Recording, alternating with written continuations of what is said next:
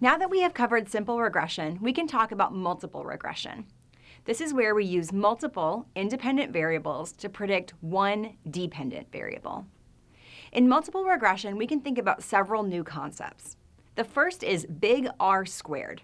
This construct represents all the variance in y that is explained by the independent variables.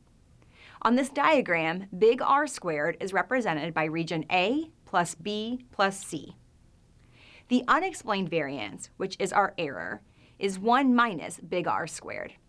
In this diagram, 1 minus R squared is represented by region D. Taken together, A plus B plus C plus D is 1, or 100% of the variance in y. So here we're just talking about dividing the variance of y into explained and unexplained variance. Now that we are working with multiple independent variables, we need a new regression formula. Here we show that the predicted y-scores include an intercept, as well as multiple slopes, one for each independent variable. You can add as many of these independent variables as you want. Each b-score is a slope. We'll also call these parameter estimates. You'll notice that I'm using a big B instead of a lowercase b. That is simply to note that this is multiple regression, that there are more than one independent variables. And b still means something similar. In multiple regression, b1 is the change in y for every 1 unit change of x1 when all the other variables are held constant. Now, one of the cool things that can happen in multiple regression is that our independent variables are allowed to be correlated with each other. And the model accounts for that relationship. So big B values are often different than little b values. The more that the independent variables are correlated with each other, the more their parameter estimates will change when we move from simple to multiple regression, or from little b to big B. Let's talk about where that correlation between independent variables shows up. On this diagram, the variance between the independent variables is represented by regions B plus E. Some of this shared variance between independent variables predicts y, and some does not. Using this diagram, we can talk about how each independent variable has a total relationship with y, as well as a unique or a partial relationship with y. Take a look at x1. The variance in y that is explained by x1 is represented by regions A plus B. If we had conducted a simple regression using only x1, this is how much variance in y we would have predicted. But part of this variance is shared with x2. So the unique correlation between x1 and y is represented only by region A. This is variance in y that is explained by only x1. We can also look at x2 and identify its total relationship with y, as well as its unique relationship.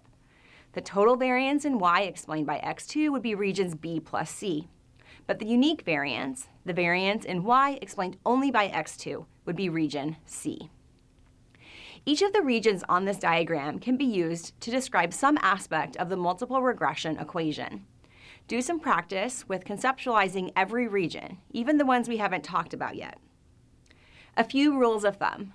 First, anytime you are talking about variance in y, that language should be variance in y that is either explained or not explained. Because y is our dependent variable, we talk about explaining variance in it. When regions involve only the independent variables, we talk about how that variance is shared or unshared. The second rule of thumb is to be really clear about your language. Region B, for instance, can be tricky. Many people try to say that region B is the variance in y explained by both the independent variables. That's not technically wrong, but it's misleading, so you won't get full credit for that answer. Why?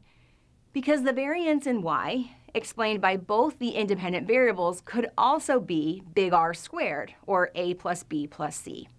So a better answer for region B would be that it is the variance in y that is explained by the overlap between x1 and x2. In multiple regression, B is the unstandardized parameter estimate. We can also examine the standardized parameter estimates using the symbol beta. Beta references the standard deviation change in y for every 1 standard deviation change in x. In this way, beta is like a z-score. We can compare betas to each other within an equation to determine which variable predicts more unique variance in y. It's not feasible to compare b values because they are so affected by scaling. Imagine I am comparing how much of an effect adding a bedroom to a house would have on its selling price compared to adding a square foot to that house. Adding a bedroom is going to have a much larger b value than the square footage because 1 square foot is not much of a practical change. These units would naturally have different scaling. Betas standardize across that scaling to allow us to make direct comparisons between them.